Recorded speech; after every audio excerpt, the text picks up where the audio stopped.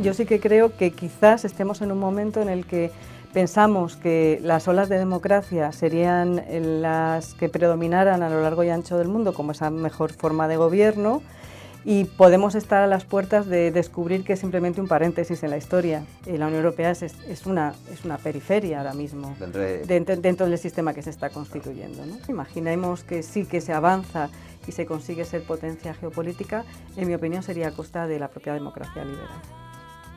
O sea, la instauración de dictaduras en Europa. Yo creo que sí.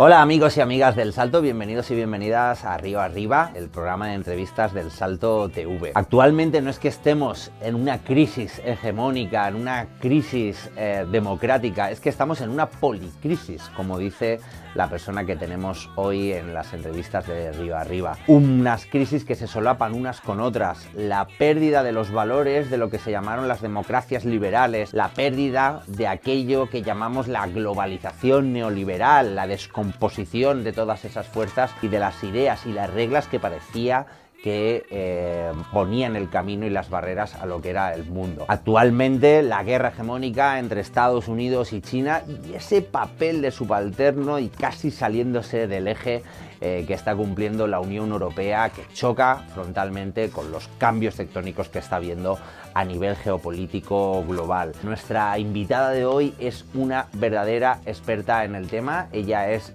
Ruth Ferrero Turrión, profesora de Ciencia Políticas y Estudios Europeos en la Universidad Complutense de Madrid. Aparte es investigadora asociada en el Instituto Complutense de Estudios Internacionales. Sus áreas de especialización, como nos va a demostrar hoy, son la política europea, con especial atención en el espacio postsoviético, y las políticas de inmigración y asilo, y además es analista política, consultora y colaboradora con varios medios, como las columnas que escribe, que yo recomiendo, en Público y en Infolibre. Antes de pasar a la entrevista, recordar que nos ayudáis mucho si nos dejáis un comentario, si le dais like, si nos dais a seguir en el canal, ponerlos por favor a quién os gustaría que entrevistáramos, que tuviéramos aquí en esta silla en Río Arriba, y también ya sabéis que si podéis os suscribáis al Salto para que podamos seguir haciendo este periodismo independiente. Nada más, os dejo con la entrevista con Ruth, que seguro que os va a encantar. Canta la luna, perla desnuda, como lobo solitario en la noche negra, cautiva, a la deriva, la corriente me quiere llevar, río arriba. Pues Ruth, bienvenida al Salto, bienvenida a esta entrevista en Río Arriba. Muchísimas gracias por aceptar y venir a visitarnos aquí a la redacción. Muchas gracias por invitarme, encantada de estar aquí. Venga, Ruth, vamos a empezar. Como te había comentado, esta serie de entrevistas, esta segunda temporada de Río Arriba, queríamos hablar de choques hegemónicos, de cambios en las gobernanzas globales, en el comercio, en las relaciones internacionales, en los derechos humanos, y para buscar una palabrita que pudiéramos como encajarlo en todo, habíamos pensado en desglobalización, ¿no?, en estos cambios. Pero quería preguntarte, así que sé que es una pregunta en la que podrías estar explayándote durante mucho rato, pero por intentar empezar situándonos en esta entrevista, ¿qué es para ti lo que está ocurriendo ahora? ¿Le llamarías desglobalización? ¿Tendrías otro término? Bueno, yo no lo llamaría desglobalización, tal cual.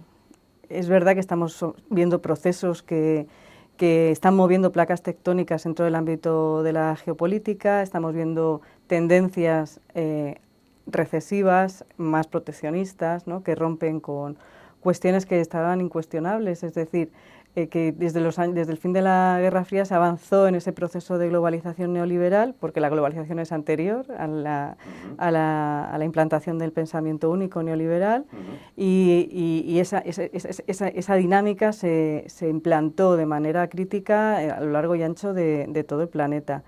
Ese proceso de globalización neoliberal tiene varias escalas, la escala global y, a lo que nosotros respecta, la escala europea. No estamos tendiendo hacia una desglobalización, sino hacia otro tipo de relaciones entre bloques. Podemos hablar, sí, de una recesión de la globalización neoliberal, pero que parece ser que va a tomar otra forma, no necesariamente anticapitalista, ¿no?, en ese sentido. Por tanto, me parece que es más interesante abordarlo como una nueva fase del capitalismo, dentro de un marco que es una evolución también del neoliberalismo, con otras caras y con otros actores, y sobre todo con otro tipo de interrelaciones entre los distintos actores globales. ¿Está cambiando entonces, digamos, ese eje neoliberal, o sea, esa narrativa, ese nuevo capitalismo que tú dices, o ese nuevo estado de capitalismo que no tiene por qué ser mejor, ¿hacia dónde crees que va ahora mismo? Bueno, es difícil de decir, pero lo que sí que observamos es que hay que tener en cuenta varios ejes, ¿no? El primero de ellos tiene que ver con el movimiento, como decía antes, de las placas tectónicas en el ámbito de la geopolítica y de la geoestrategia, en el cual se reconfiguran las nuevas tendencias imperiales de un lado y de otro. Por un lado, como estamos viendo, ¿no? el imperio norteamericano que quiere reconfigurarse en términos de grandes potencias y de esferas de influencia, algo que ya vimos atisbar con la invasión rusa de Ucrania del año 22 fundamentalmente, y que también hemos estado viendo a lo largo de los últimos 20 años en el caso de China a través de otra forma de generar esas esferas de influencia vía el comercio, ¿no? Y vía el incremento y la intensificación de las relaciones económicas y comerciales, especialmente con el sur global, pero no solo, también lo hemos visto en el caso con Estados Unidos y también con los países europeos. Por tanto, sí que observamos que se limitan aún más y se identifican de manera mucho más clara las esferas de influencia que se atisbaban ya digo, hace unos 20 años aproximadamente, pero que ahora se comienzan a definir de forma mucho más clara, especialmente con la llegada de liderazgos muy masculinos y con tendencias autoritarias fundamentalmente. Y en ese ámbito es en el que nos estamos moviendo. Estamos ante una clara crisis de los valores liberales, tal y como se definieron, ¿no? A finales del siglo XIX, principios del XX, pero especialmente a través con posterioridad a la Segunda Guerra Mundial en el norte global. En el sur global es otra historia, pero en lo que hace al norte global, yo creo que sí que estamos ante una reconfiguración de todo ese ecosistema liberal, fundamentado sobre el Estado de Derecho y la ilusión de la implantación de democracias liberales, ¿no? También cuando hablabas de esto de las esferas de influencia que está utilizando ahora China y la relación de Estados Unidos, yo pienso también en el libre comercio como esa principal herramienta, no solo las democracias liberales, de expandirlo. Pero justo vemos ahora que Estados Unidos, ¿no?, el primer país que intentaba meternos a fuegos el libre comercio, ahora es el primero que está haciendo, ¿no? China abre, Estados Unidos cierra, China denunciando a la OCDE los aranceles que pone Estados Unidos, que parece como algo muy loco, ¿no? Bueno, Estados Unidos, desde que toma las riendas del sistema global en los años 90 fundamentalmente, lo que hace es articular un sistema en el cual ejerce el liderazgo, que es precisamente ese de la globalización, es el que implanta y refuerza todo ese sistema de relaciones de libre cambio contra los antiglobalización de los principios de los años 2000 pelearon, ¿no? Bueno, pues esto se está dando un poco la vuelta y de hecho algo que llama mucho la atención, por ejemplo, es cómo los que en aquel momento, digamos, el espectro ideológico que en aquel momento peleó contra los procesos de apertura del libre cambio, bueno, pues ahora mismo los reivindica en cierta manera, ¿no? Por eso decía que es interesante ver o analizar el proceso de globalización no solo como la globalización neoliberal, sino de una manera mucho más amplia en términos históricos, ¿no? Porque es verdad que todas las interrelaciones que se han ido tejiendo se han hecho siempre dentro del marco de un eje capitalista, pero no estrictamente neoliberal. Y esto es lo que se está modificando. Una de las cuestiones que planteabas tú ahora es que efectivamente en Estados Unidos, cuando ha visto o percibe que ya no es un ganador neto de ese proceso de globalización neoliberal a través de ese planteamiento de acuerdos de libre cambio y de libre comercio con todo el mundo, bueno, pues echa marcha atrás e incluso comienza a impugnar las instituciones multilaterales de corte liberal que eran sobre las que hemos estado operando desde el fin de la Segunda Guerra Mundial y que se vieron muy reforzadas después de la caída del bloque soviético, ¿no? Cuando no había una alternativa o cuando la alternativa que existía hasta aquel momento a ese orden cayó de manera estrepitosa, ¿no? O sea, que es Estados Unidos el que está echando tierra sobre esa tumba, ¿no? de esa sociedad liberal, ¿no? Además, esto me llama mucho o me enlaza con un cierto, no sé si llamarlo poder, pero sí que llamarlo una influencia de China y Rusia, cómo están poniendo incluso en tela de juicio las antiguas formas de organización como las democracias liberales, ¿no? O sea, como que vemos que China está haciendo un desarrollo ahora tecnológico en temas de energías renovables e industrias, teniendo unas lógicas bastante diferentes a las de otros países. Entonces, ahí hay un choque de fuerzas contra las democracias liberales. Puede que acabemos pensando que igual la democracia, me está quedando esto un poco totalitario, pero puede que acabemos pensando que la democracia igual no es el mejor sistema, o nos están empujando estos totalitarios a que lo pensemos. Bueno, diciéndolo de otra forma, yo sí que creo que quizás estemos en un momento en el que pensamos que las olas de democracia serían las que predominaran a lo largo y ancho del mundo como esa mejor forma de gobierno, y podemos estar a las puertas de descubrir que es simplemente un paréntesis en la historia, ¿no? Salvo que se pueda impedir desde movimientos que vengan desde abajo, que esto es otra, que esta es una de las cuestiones clave. Tenemos que pensar de dónde surge la democracia liberal que conocemos, y surge de la conexión entre las pulsiones más igualitaristas del concepto de la democracia y las pulsiones más liberales que tienen que ver con el Estado de Derecho. Esa fusión en el siglo XIX siempre ha tenido muchas tensiones, ¿no? Lo que sucede es que se han conseguido ir acomodando unas con otras, y eso ha generado que, ya digo, especialmente en el norte global, pues haya pensado a lo largo del siglo XX que había sido la mejor forma de gobierno, más participativa, con todas las carencias que desde un análisis crítico se pueden hacer, ¿no? a este tipo de sistemas políticos. Pero yo diferenciaría entre lo que es la reconstitución del orden global y la cuestión específica de los sistemas políticos, porque lo que está en cuestión no es tanto el concepto, en mi opinión, de la democracia per se, ¿no? Que es el que los rusos y los chinos intentan, ¿no?, arrimar el ascua a su sardina, como los principios liberales, que son los que están siendo realmente cuestionados, ¿no? Todo lo que tiene que ver con Estado de Derecho, ¿no? División de poderes, la autonomía, ¿no?, de esos poderes frente a actores que intentan secuestrarlos, ¿no?, lo que se llama captura del Estado, por ejemplo, por parte de actores políticos a nivel de los Estados-nación. Pero en el ámbito más global, llevamos viendo ya hace mucho tiempo como actores del sur global, estados del sur global, incluidos China y Rusia, llevan impugnando el sistema multilateral que surge de la Segunda Guerra Mundial, que no ha sido modificado sustantivamente, incluso después de que hubiera un cambio en el orden internacional tras la caída de la Unión Soviética. Es decir, es como que tenemos un sistema del año 45 que opera en un contexto de Guerra Fría.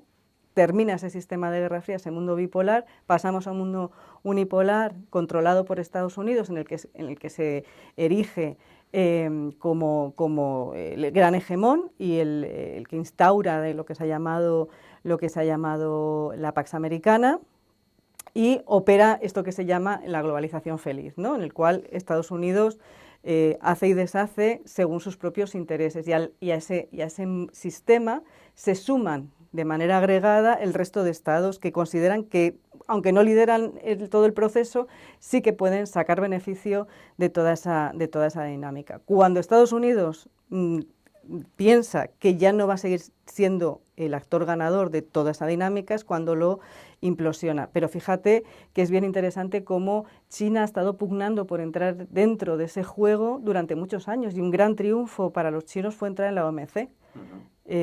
Pero sigue siendo vetado del FMI, ¿no? Sí, pero entra en la OMC, sí. Y inmediatamente, unos años después, Estados Unidos se sale de la OMC, ¿no? Porque se da cuenta de que con las reglas incluso que él había establecido, claro, no era el ganador neto de todas esas relaciones. Por tanto, digamos que son como dos niveles de análisis. Uno, el ámbito más global y otro el que tiene que ver con los tipos de sistemas, de cómo se controla también a las poblaciones, cómo se las quiere guiar en una dirección o en otra desde un punto de vista más local, ¿no? Más regional. Aún así, con todas estas reglas que, como tú bien has comentado, Estados Unidos quiere romper ahora, con esa parte de la globalización feliz y que tú has comentado ya varias veces, el sur global, que juega también en otras reglas.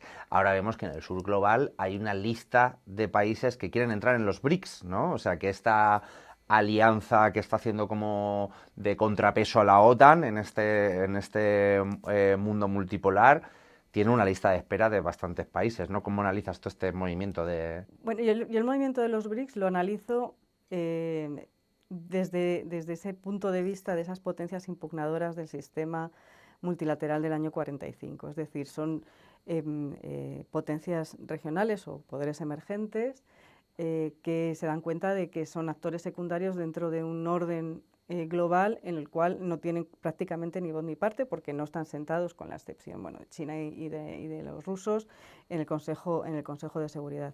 Y yo le presto más atención a otras potencias secundarias dentro de ese marco, como puede ser Brasil o Sudáfrica, que llevan mucho tiempo reclamando una reforma del sistema de Naciones Unidas, en el cual se oigan esas voces también, ¿no? Más allá de esos grandes poderes que fueron los ganadores de la Segunda Guerra Mundial. Y dentro de ese desencanto, de esa impugnación, los chinos y los rusos han sabido aprovecharlo precisamente porque han sido los grandes excluidos de esas estructuras económicas que conforman los pilares de esa globalización neoliberal, que son el Fondo Monetario y el Banco Mundial.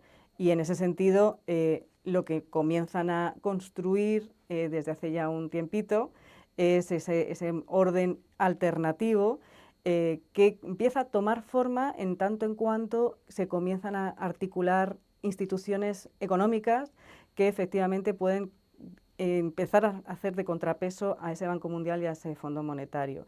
Y a mí me resulta bien interesante, por ejemplo, ver cómo cuando tiene lugar la anexión de Crimea y comienzan a implantarse las sanciones contra la Federación Rusa, en ese contexto, hay una reunión en Brasil en la cual se lanza el banco de los BRICS, ¿no? Y es a partir de ahí cuando ese grupo empieza a crecer y empieza a tener mayor importancia. Es verdad, y yo estoy de acuerdo con los que apuntan en esta dirección, que no es un grupo de países que tenga una cierta cohesión interna, cada uno tiene sus propios intereses, son absolutamente alianzas estratégicas. Hay algunas como India y China que tienen sus roces. Claro, sí. Entonces, yo lo leería más bien como una propuesta de marco global alternativo al implantado por las potencias del norte global en su momento, que no está tan cohesionado como podemos encontrar a lo mejor en alianzas de seguridad y defensa como puede ser la OTAN, porque no están en ese punto todavía, sino que están en una situación muy anterior a esa situación en la cual además cada uno tiene intereses globales que pueden estar confrontados, pero incluso en el plano regional también tienen sus propias disputas internas. Es decir, es un planteamiento norte-sur muy claro, ¿no? A pesar de que, bueno, ya sabemos que Rusia y China no están en el sur global, bueno, todas estas cuestiones que los más puristas siempre te lo sacan, ¿no? Pero se entiende perfectamente. Pero este es un poco el planteamiento. Entonces, la cumbre de Shanghái que vimos hace unas semanas es como ya el pistoletazo de salida para decir, aquí estamos, llevamos 10 años trabajando en la reconfiguración de un sistema económico alternativo, de gobernanza económica alternativa, y podemos empezar a operar. Y de ahí también los nervios por parte de Estados Unidos, porque una de las cuestiones que son esenciales y que ha llevado sobre todo los rusos a ese grupo es la configuración o la propuesta de terminar con el uso del dólar como moneda de reserva, ¿no? Yo creo que esa es como su principal baza. Bueno, sí, la de las estructuras, ¿no? La del Banco de Desarrollo Propio, etcétera. Sí. ¿Y tú crees que es posible? O sea, ¿crees que está en sus manos crear un mundo verdaderamente multipolar o Estados Unidos y la OTAN no se van a dejar? Bueno, yo creo que la OTAN es otro nivel. Eso va por otro lado, porque los BRICS no se han planteado tener una alianza en materia de seguridad y defensa. De momento eso no está ahí. Es decir, hay apoyos puntuales, hay apoyos estratégicos, pero no está en la agenda de momento la creación de una alianza de seguridad y defensa como que pueda ser equiparable a la OTAN, ¿no? Pero sí en términos de gobernanza. En términos de gobernanza sí que creo que están poniendo pie en pared y están planteando realmente que o se reforman las estructuras de Naciones Unidas del sistema de gobernanza actual, o ellos van a intentar pulsar otro tipo de alternativas. Y a esto está ayudando, paradójicamente, la actitud de Donald Trump, ¿no? Que lo que hace es cohesionar, digamos, ese bloque, porque una de las... Todos se juntan contra el chulo, ¿no? Sí, es una alianza estratégica realmente, es una alianza estratégica realmente en la cual, bueno, pues esa asertividad norteamericana con... intención además de controlar su esfera de influencia, que es América Latina. Claro, los latinoamericanos se resisten, especialmente países pues como Colombia o Brasil, que además tienen liderazgos potentes en ese sentido y que no pueden ser identificados además, y esto es interesante, como, ¿no? desde países occidentales como no democracias, más bien al contrario, ¿no? Y en por eso lo de los BRICS es muy paradójico, porque operan de manera conjunta países que son democráticos con otros que no lo son, ¿no? En términos liberales, pero que sin embargo, dependiendo en qué cuestiones, sí que toman el liderazgo global. Y estoy pensando, por ejemplo, en Sudáfrica en relación con la demanda ante el Tribunal Internacional de Justicia contra Israel, ¿no? No es ninguno de los estados que inventaron el derecho internacional el que pone esa demanda por genocidio contra Israel, sino que es un Estado que pertenece a ese grupo de los BRICS, que es del sur global y que además tuvo una transición muy potente y que ha sido ejemplificante para muchos países también en ese sur global, ¿no? Que es Sudáfrica. Y esto también yo creo que lo tenemos que ir poniendo, digamos, en el saco de cómo se intenta desde esa otra perspectiva que ya no pone en el centro el norte global, la articulación de un nuevo orden internacional que no necesariamente va a estar liderado por esos principios liberales, pero que sí que puede llevar a buen puerto este tipo de alianzas estratégicas, ¿no? Luego tenemos alianzas en términos de seguridad y defensa, pues como las que estamos viendo pues con Rusia y China, por ejemplo, ¿no? Claro. Pero más allá de esas alianzas estratégicas no hay mucho más. Yo creo que el foco se tendría que poner más en la parte de las relaciones económicas y sobre todo de la construcción de un marco alternativo, ¿no? Eso, ¿no? De las estructuras, la desdolarización, etcétera, ¿no? Parece como uno de los puntos donde más se están entendiendo y donde parece que... Sí, donde pueden converger sus intereses, porque en el momento que aborden, digamos, otra serie de cuestiones... Claro. Pues igual pueden entrar a no coincidir de manera tan clara. Pero que no es moco de pavo desdolarizar la economía, es sus economías, ¿no? Sus economías, pero que además, comercio entre ellos, al igual que las sanciones contra la Federación Rusa por parte de Estados Unidos y de la Unión Europea hicieron posible que la alianza estratégica entre Rusia y China se consolidase, ¿no? Algo que no se esperaba.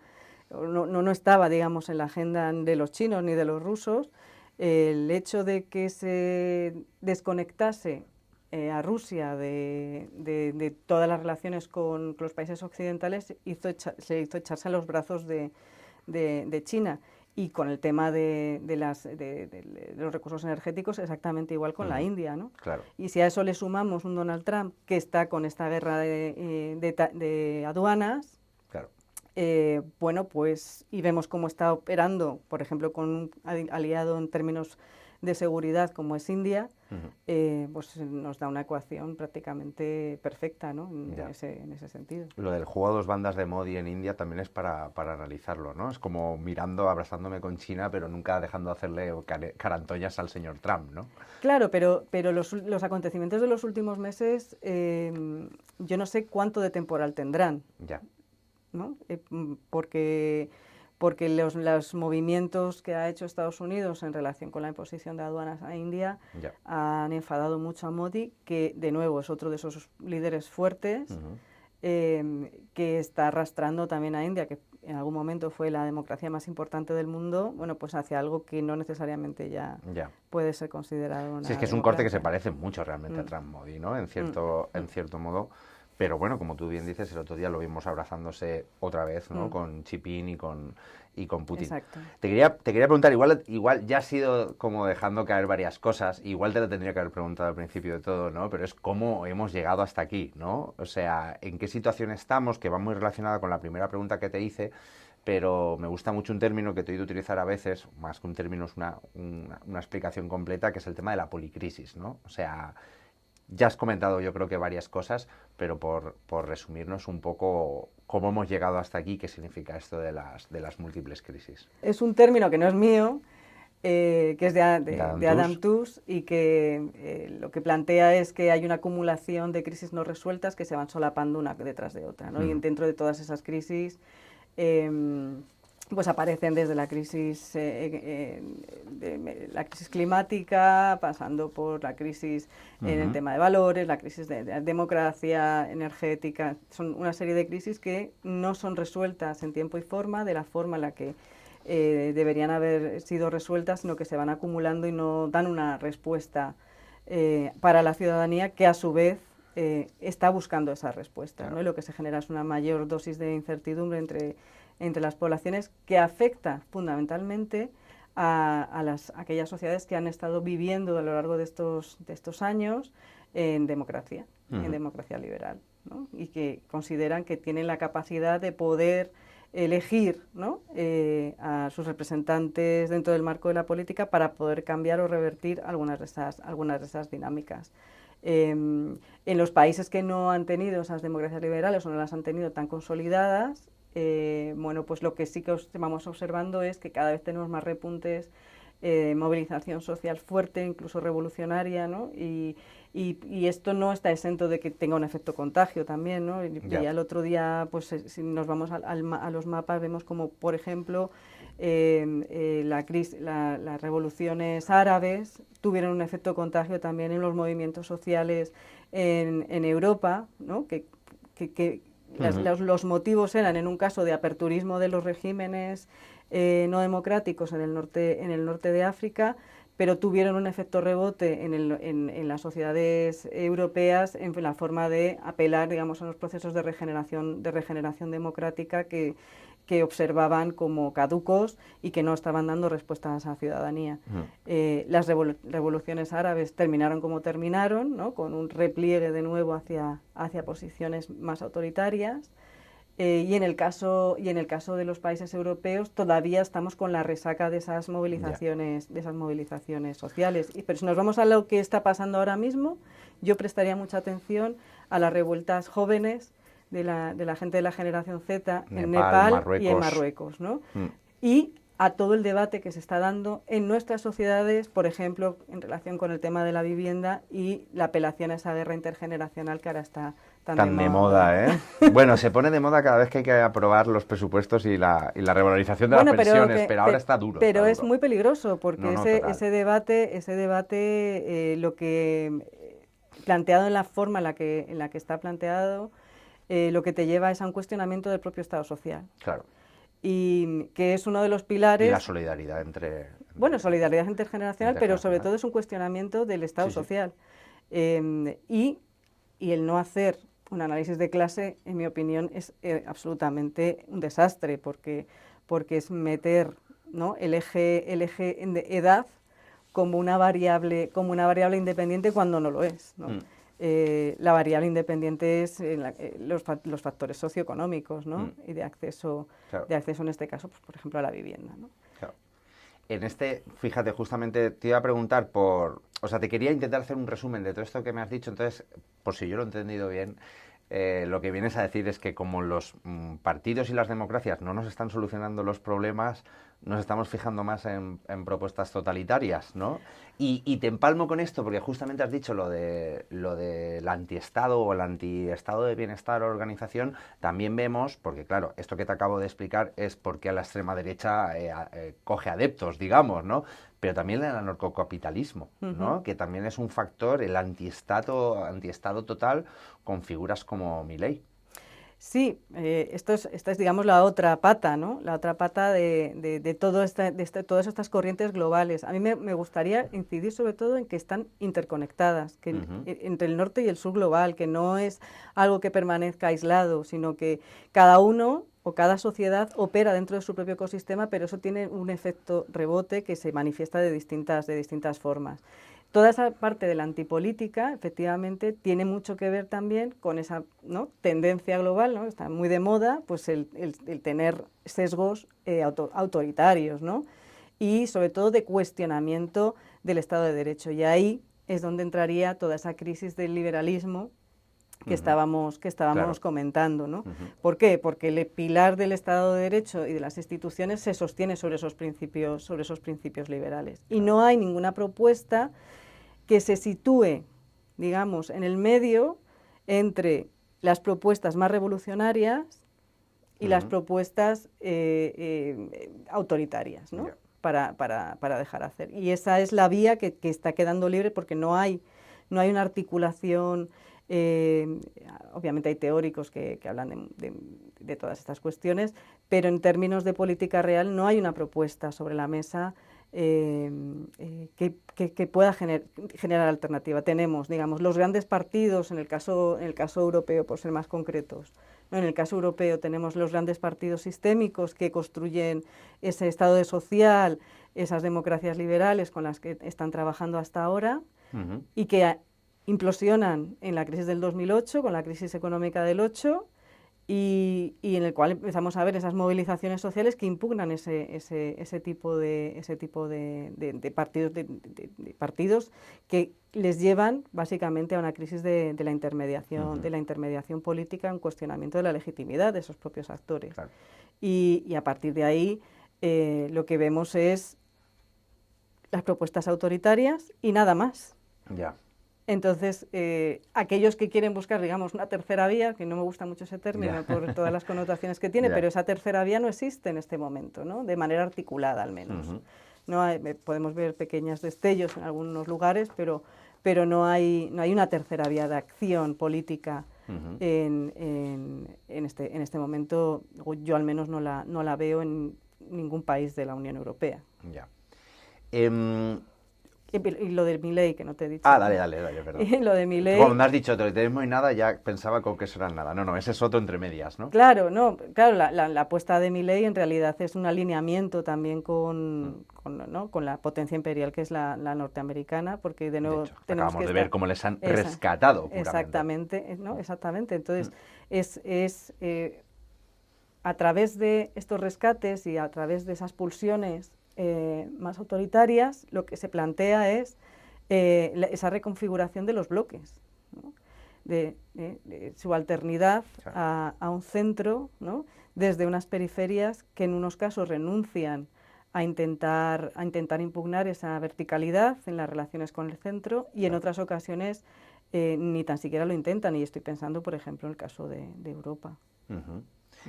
Te voy a dejar Europa para la siguiente, pero antes te quería preguntar también por esa parte de las crisis, podríamos llamarle más material, ¿no?, que es la de energía, recursos, crisis climática, ¿no?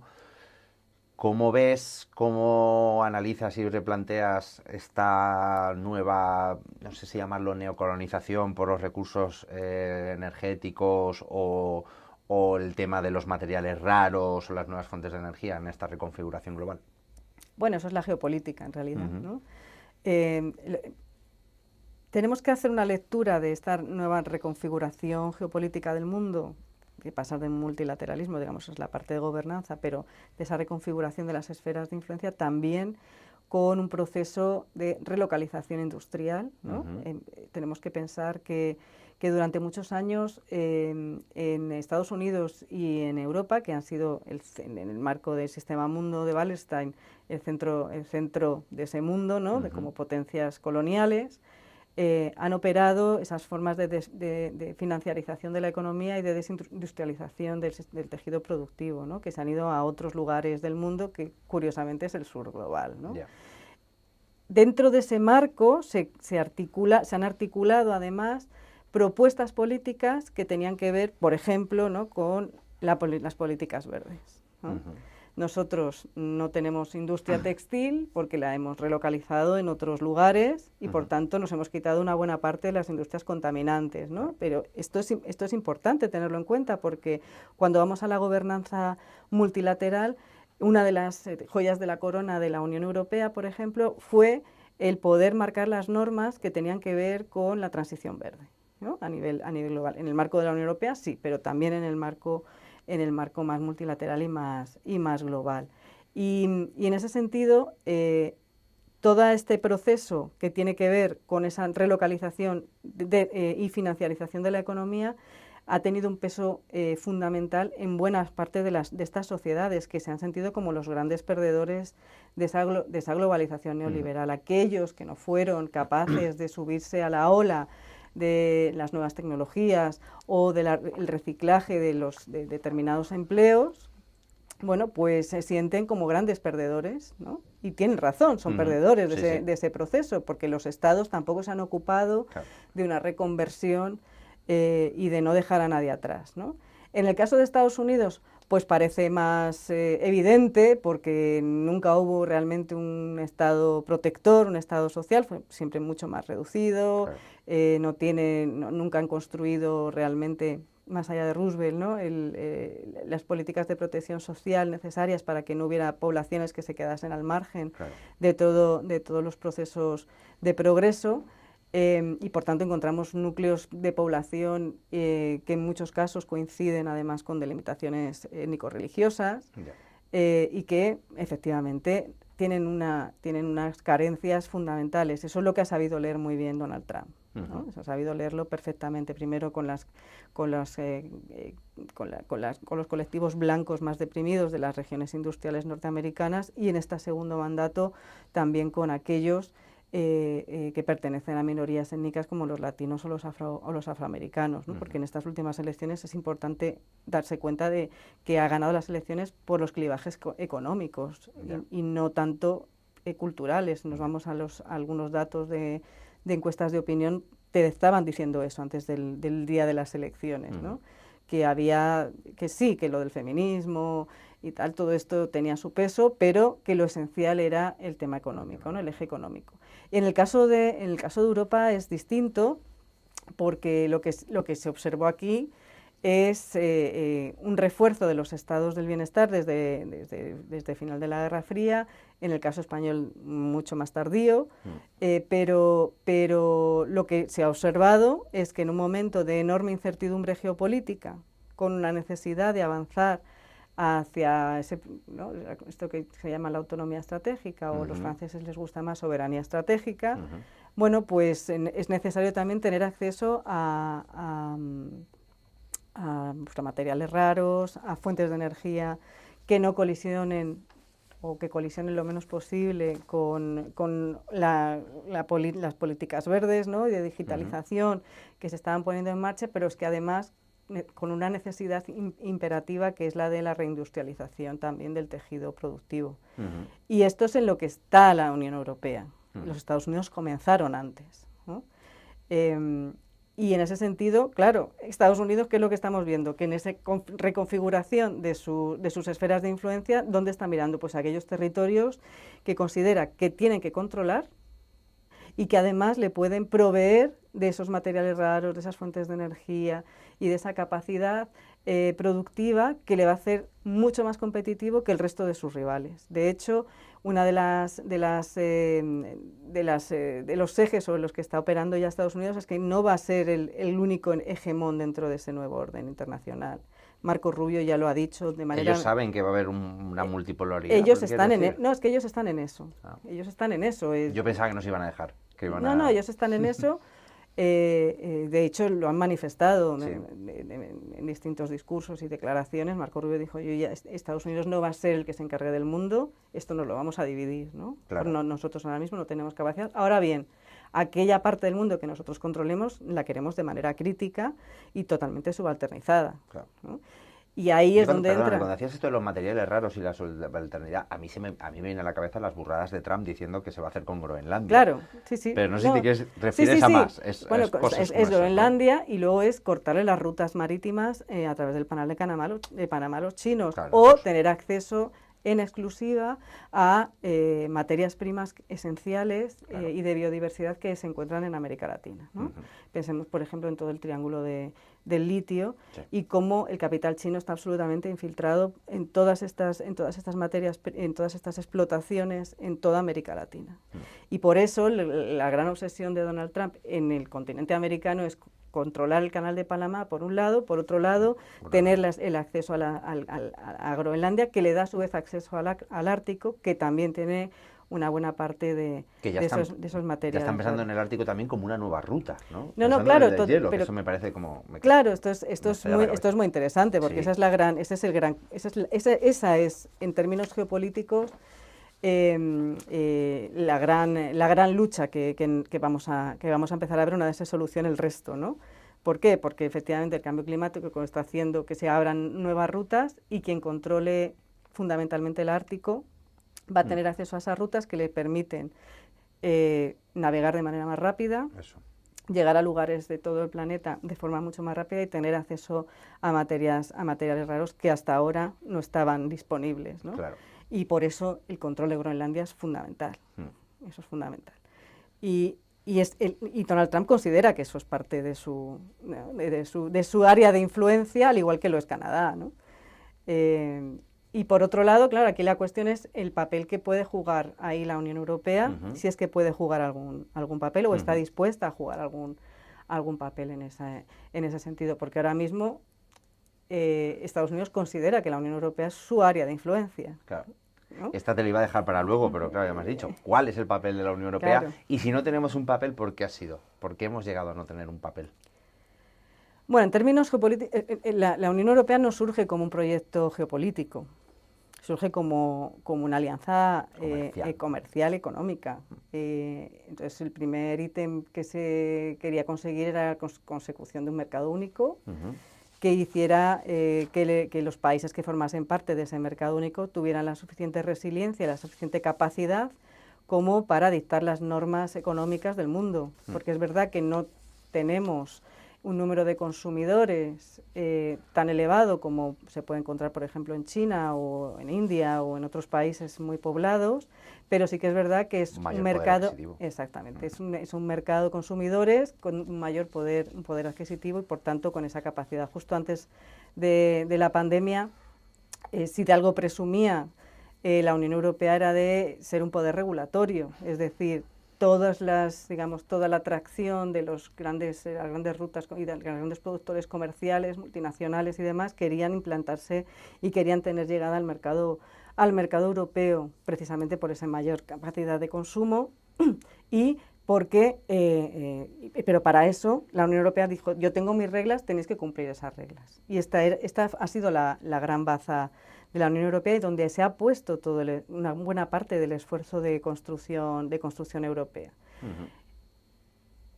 Que en el año 92, una vez que cae el muro, que se planifica el proceso de ampliación a los países del este, ¿no? Que se mueve el eje geopolítico europeo en dirección a la frontera con Rusia, se intente darle un toque más de integración política, ¿no? Y de otorgarle un mayor poder a Alemania como motor de la Unión Europea. Esto básicamente lo que es un intento de avanzar sobre la base de ese mercado común. Pero esto se ha demostrado un fracaso, por varios factores, ¿no? El primero de ellos porque Maastricht, que es el tratado fundacional de esta propuesta política por parte de los poderes y de las élites económicas y políticas de la Unión, está inconcluso, ¿no? Esto ya lo decía Julián Guita, ¿no? Y ahí soy muy anguitista, porque él decía, Maastricht está muy bien, pero claro, le falta un hecho que se ha dejado de lado, aunque estaba en el primer borrador, que es la unión fiscal. Claro. Unión monetaria sí, unión fiscal claro, no. La unión fiscal, que es lo que te permite, una política que te permite que dentro de esos territorios haya una capacidad de redistribución y te permite además, en función de esa capacidad de redistribución de la riqueza, poder avanzar en una planificación de entidad supranacional política, ¿no? Es decir, una cierta estatalidad. Ya. Otro tipo, podemos ser imaginativos y tal, pero bueno, un Estado federal europeo Sí. o algo parecido, ¿no? O confederal europeo o algo similar, En ¿no? vez de ponernos a... de soberanías compartidas, Claro, ¿no? en vez de ponernos a competir a nosotros por bajar los impuestos para traer empresas, ¿no? Entre Claro. otras muchas otras cosas, o Claro, temas no, de bueno, costes. pero claro, eso entra dentro de... Cuando explico temas de Unión Europea, a mis estudiantes siempre les digo que la Unión Europea es como un mundo en pequeño, ¿no? En un mundo de globalización neoliberal, pero en pequeñito. Y hay, igual que en el mundo mundial hay perdedores y ganadores de la globalización neoliberal, en la Unión Europea hay ganadores y perdedores del proceso de europeización. Claro. ¿No? Y esto se observa luego en las tendencias de las opiniones públicas de los distintos estados. Aquellos ciudadanos y ciudadanas que consideran que han perdido uniéndose al proyecto de la Unión Europea son los que tienen mayores tasas de euroescepticismo, ¿no? Entonces es interesante analizarlo, digamos, como un micromundo, ¿no? Claro. de alguna manera, con todas las fallas que tiene, porque claro, obviamente no estamos contando pues con otro tipo de pulsiones como podemos encontrar en el mundo más que hasta ahora era el mundo más periférico, que quizás esto ahora esté cambiando, ¿no? Ahora igual nosotros pasamos a ser la periferia, no el centro. Unión Europea como periferia, Como periferia. ¿no? De hecho, esta es una de las hipótesis que yo manejo, ¿no? Que la Unión Europea es una periferia ahora mismo dentro del sistema que se está constituyendo, ¿no? O sea, que cuando dices periferia, ¿qué es decir? ¿Que vamos a estar a la subalternidad de Estados Unidos siempre? ¿O que vamos a ser un país del sur dentro de 50 años? Es que cuando yo claro, lo planteo en términos de Wallerstein, de sistema mundo, y en este momento de recomposición de los grandes centros de poder, la Unión Europea está subalternizada. No sabemos todavía hacia quién. No, o sea, en principio lo que nos dice la atracción histórica es que sería con Estados Unidos, pero ya estamos viendo también otros movimientos hacia China, ¿no? Entonces la cuestión es qué papel se quiere jugar en ese sentido. Y como no se ha avanzado en términos de integración política de la esfera de los países de la Unión Europea, pues yo soy bastante pesimista sobre el futuro del proyecto en general.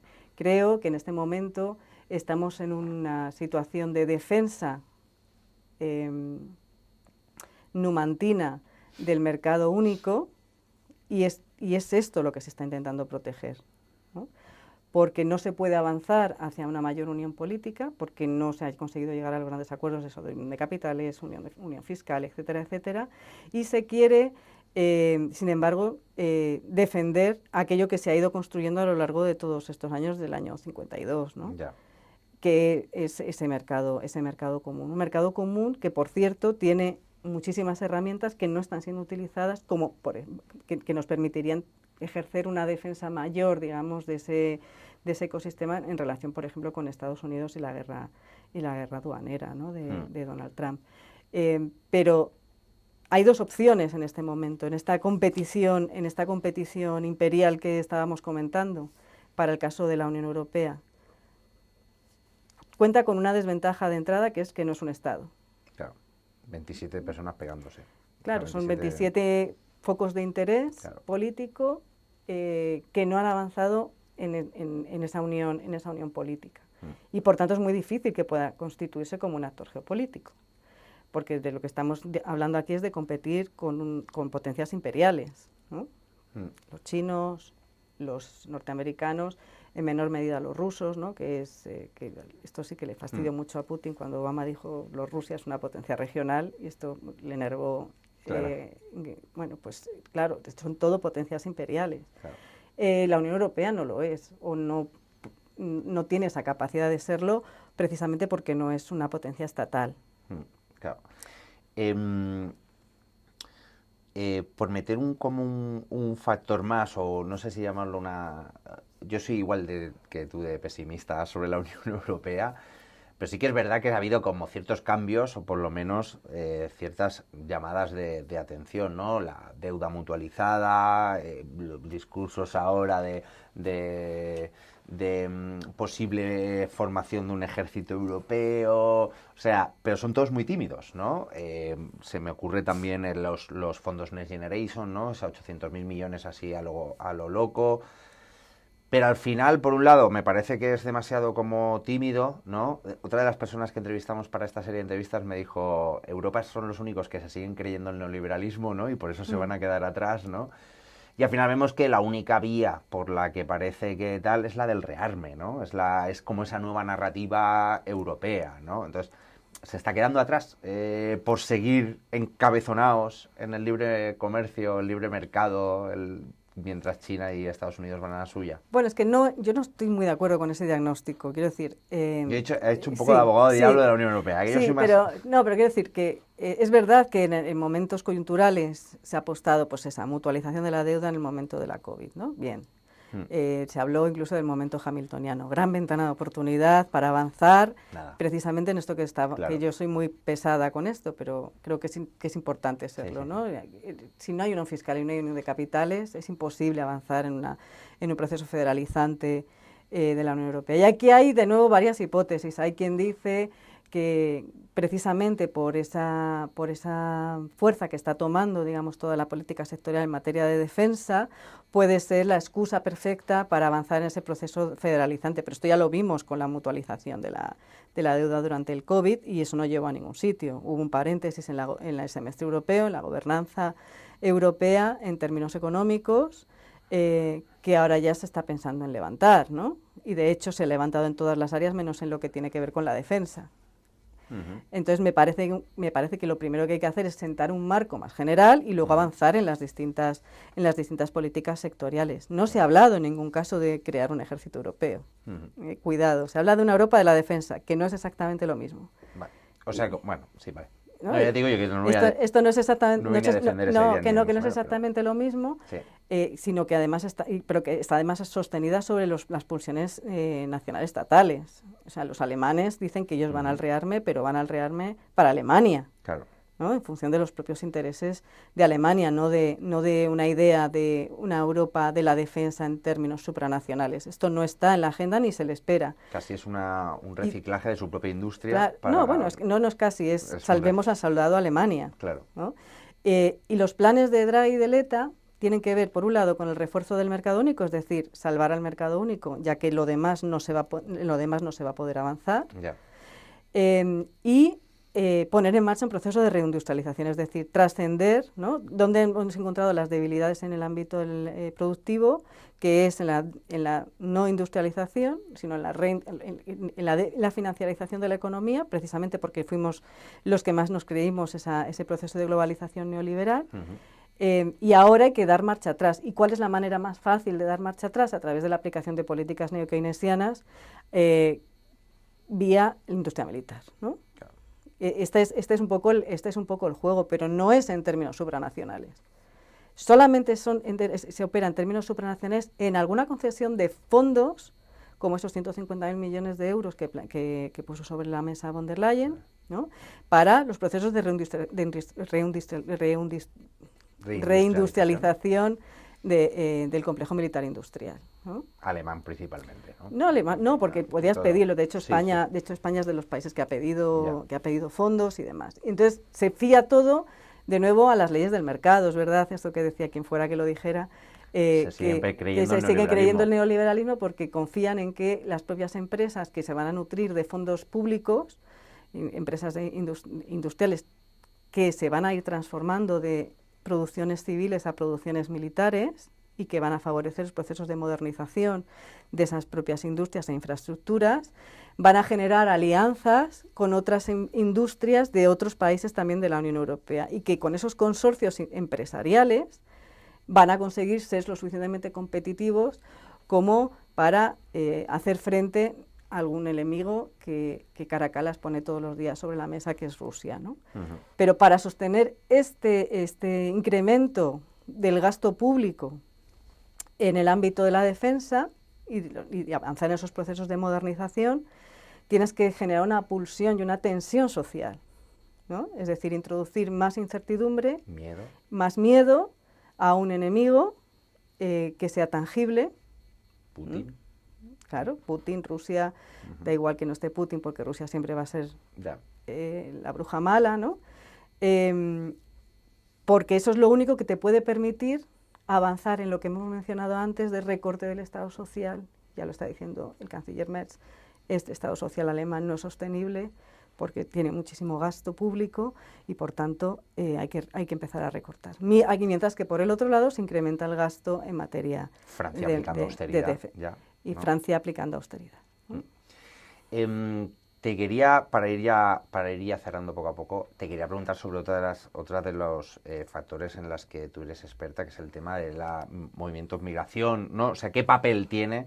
Porque claro, hablamos de la doctrina del shock frente a Rusia, pero también hay una doctrina del shock que alimenta la industria de defensa, que es la de la migración, ¿no? O sea, ¿qué papel tiene en esta nueva reconfiguración el tema de la migración, el tema de la defensa de las fronteras, los movimientos migratorios en los que yo creo que podremos presenciar en las próximas décadas y con ello la defensa de los derechos humanos?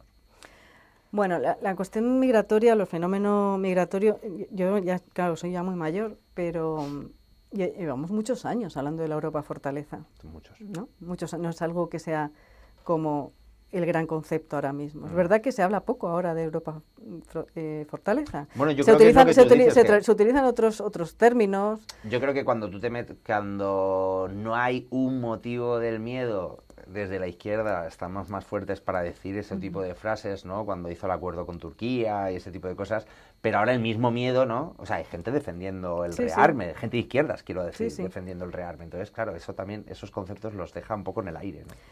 Bueno, claro, porque el tema, ya digo, el fenómeno migratorio es un fenómeno que yo a veces que lo he denominado como el hijo bastardo de la globalización, o la hija bastarda más bien, ¿no? De la globalización. Es verdad que los movimientos migratorios han existido toda la vida, claro, pero siempre habían sido con un origen muy determinado, a un destino muy determinado, ¿no? Desde Europa hacia los países nuevos, América, Oceanía, etcétera.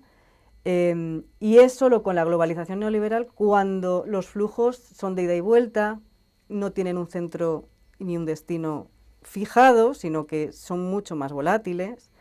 Si nos vamos a los datos de movimientos migratorios, observamos que no necesariamente van de sur a norte, en su gran mayoría, sino que lo que vemos son movimientos que son estrictamente regionales. Hay un corredor europeo, hay un corredor asiático, hay un corredor africano, otro latinoamericano.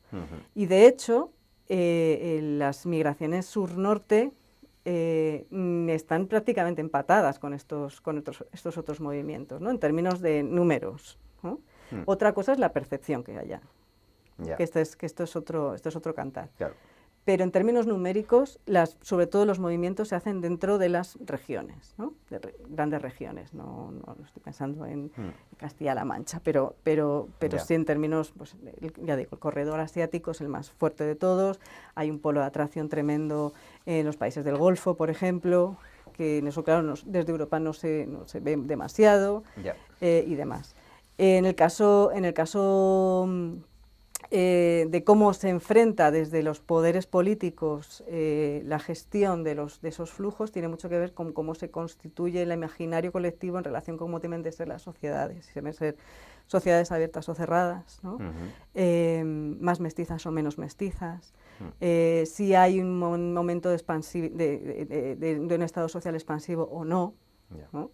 Y luego cómo se identifican esos flujos migratorios en relación con las clases sociales, porque realmente los discursos y las narrativas que estamos escuchando durante las últimas épocas, pero que ya las escuchamos en el caso español durante el primer gobierno de Aznar, porque muchas de las propuestas que están trayendo ahora sobre la mesa, tanto Vox como el Partido Popular, a mí me recuerdan mucho a otras que yo escuché en su momento en el año 2000, 2001, y que era el momento ese en el que se estaba empezando a hablar de esa Europa fortaleza, y es en el momento además en el que se empieza a poner en marcha los procesos de externalización del control migratorio, ¿no? en los países vecinos de la Unión Europea. La cuestión aquí es hasta qué punto el instrumento de la migración está siendo instrumentalizado efectivamente para quebrar, digamos, la cohesión social de las propias sociedades en un momento de repliegue del Estado social. Que esto va engarzado con esos otros discursos que hemos mencionado antes de injertar, digamos, esa incertidumbre, ese miedo, esa inestabilidad, identificar una necesidad que es la de reactivar las capacidades industriales con un dinero que es finito y que por tanto se tiene que retraer de otro tipo de partidas, ¿no? Y ahí les está haciendo el caldo grueso, digamos, a fuerzas políticas que aprovechan, ¿no?, esencialismos ideológicos para proponer efectivamente pues propuestas políticas que van en la dirección de la homogenización, social. En todo caso, volvemos un poco a las hipótesis de Huntington, ¿no?, de los 90, de la guerra de civilizaciones, ¿no? Y hay muchas de las cuestiones que están saliendo ahora mismo en términos de marcos discursivos y narrativas que a mí me recuerdan mucho a ese periodo, ya digo, de la propuesta de la lucha de civilizaciones de Huntington, o de las propuestas del propio Giovanni Sartori, que sacó un libro en el año 2000-2001, justamente hablando de las comunidades no integrables dentro de las sociedades europeas, ¿no?, refiriéndose exactamente al mundo árabe y mundo musulmán, ¿no?, fundamentalmente. Yo creo que en cierto modo me lo has contestado antes cuando hablabas de estas crisis de los valores liberales, pero te quiero hacer la pregunta como más directa. ¿Hay también una crisis, no una crisis de derechos humanos, sino una crisis de lo que consideramos derechos humanos? Bueno, yo creo que en este contexto que hemos dibujado, que es bastante siniestro, se había configurado un imaginario en el cual, a través de la Carta de Naciones Unidas y de la Carta de Derechos Fundamentales, de Derechos Humanos, se había estado, digamos, operando en el mundo internacional, ¿no? Hay una serie de normas, nos hemos dado un derecho internacional con una serie de normas en las cuales todos estamos comprometidos a cumplirlas. Con la quiebra de ese régimen, es decir, con ese cuestionamiento precisamente por su gran impulsor, que es Estados Unidos, todo lo demás se viene abajo. Todo lo demás se viene abajo. Y de hecho quedan expuestas, digamos, las vergüenzas de todo ese sistema multilateral liberal sostenido sobre, ¿no?, lo que se dice mucho, ¿no?, el mundo basado en reglas. Bueno, un mundo basado en reglas que se han cumplido o no en función de los intereses de los que mandaban en aquel momento, ¿no?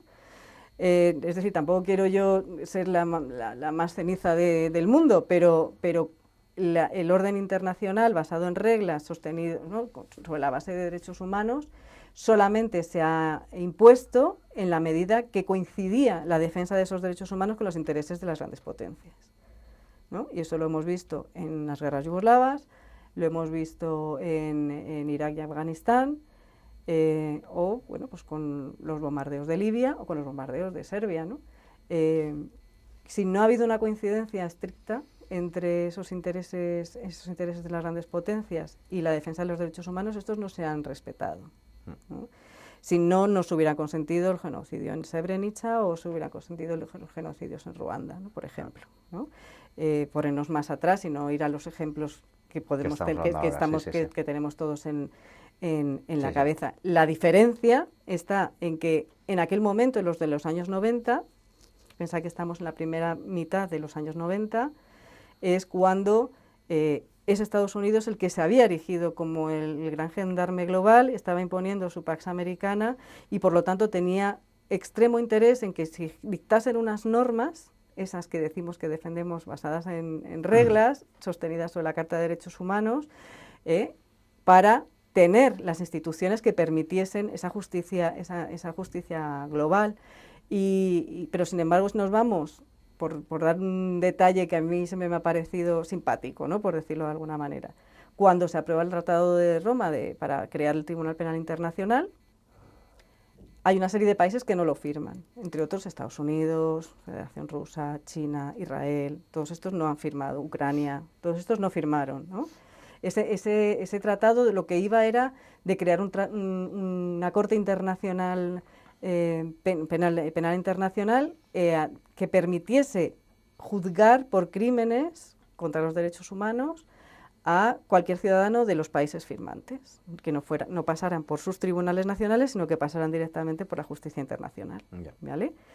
Bueno, Estados Unidos no lo firmó, ya he dicho, todos estos que he dicho no lo han firmado, por tanto sus ciudadanos no podrían ser juzgados por esa corte. Ya. Los países de la Unión Europea sí la firmaron, pero con una salvaguarda, que fue un asterisco, una nota al pie de página diciendo que en función de lo que determinasen los distintos estados. Si un ciudadano español o un ciudadano belga cometió una vulneración de derechos humanos en Ruanda, Ujú. pues ya veríamos qué hacíamos. Ya. ¿Mm? Es decir, no iban tampoco de frente. Ya. Yo me fío más, en este caso, de un Estado como Estados Unidos, que ya sé que no me lo ha firmado, Ya. que no voy a poder juzgar a sus ciudadanos, no voy a poder aplicar la justicia universal, porque ya me lo está diciendo. Pero los Estados europeos firmaron con reservas. Ya.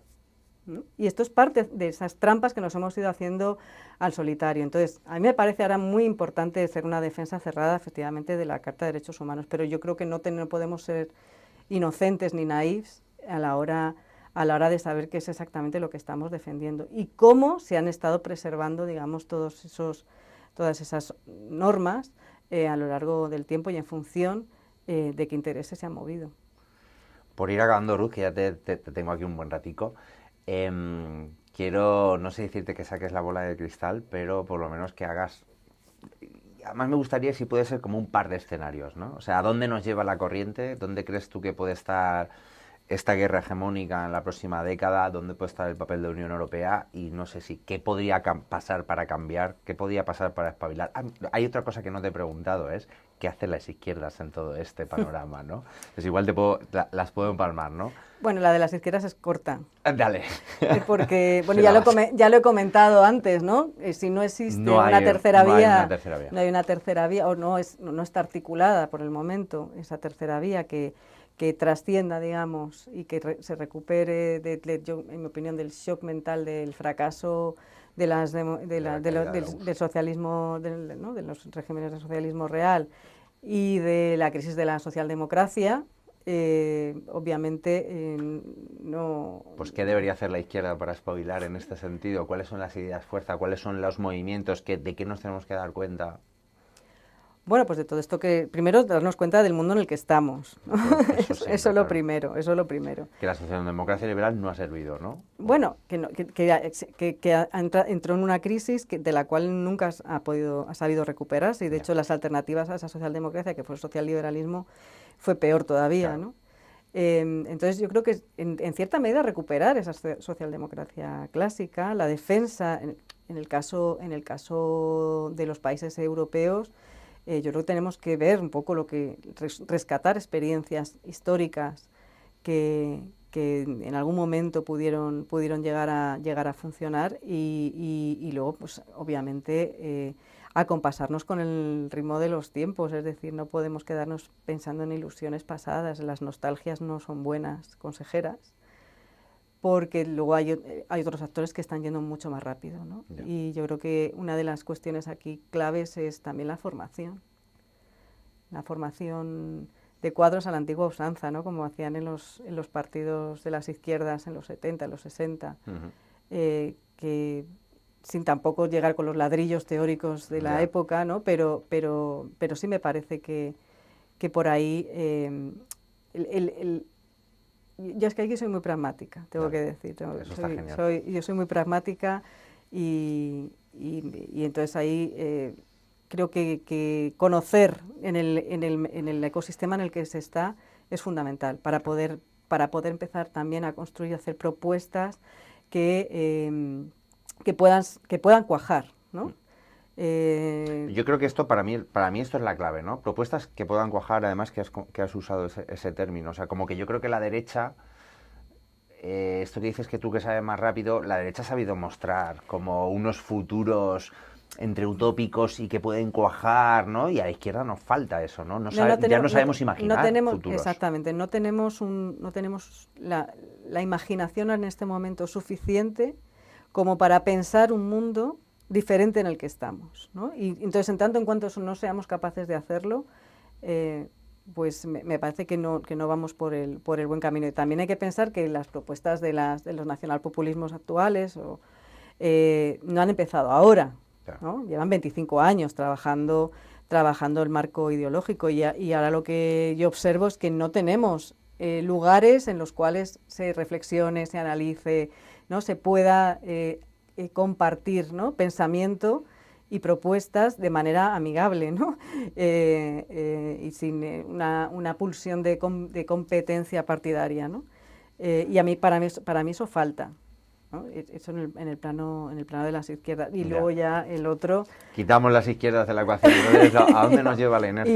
Y luego lo otro, bueno, pues ya digo que en el caso de la Unión Europea yo soy pesimista. Yo lo que visualizo es que no se va a llegar a un acuerdo federalizante ni confederalizante en el marco de la Unión, y que lo que vamos a ir es esa defensa cerrada del mercado único, en el cual hay una relación simbiótica y utilitaria con esas instituciones, no hay una relación afectiva, no hay una creación de comunidad política dentro de la Unión Europea, pero con eso solo no se va a poder alcanzar esa aspiración de convertirse en potencia geopolítica. Y si se convirtiera, y esta es la otra cara de la moneda, imaginemos que sí que se avanza y se consigue ser potencia geopolítica, en mi opinión sería a costa de la propia democracia liberal.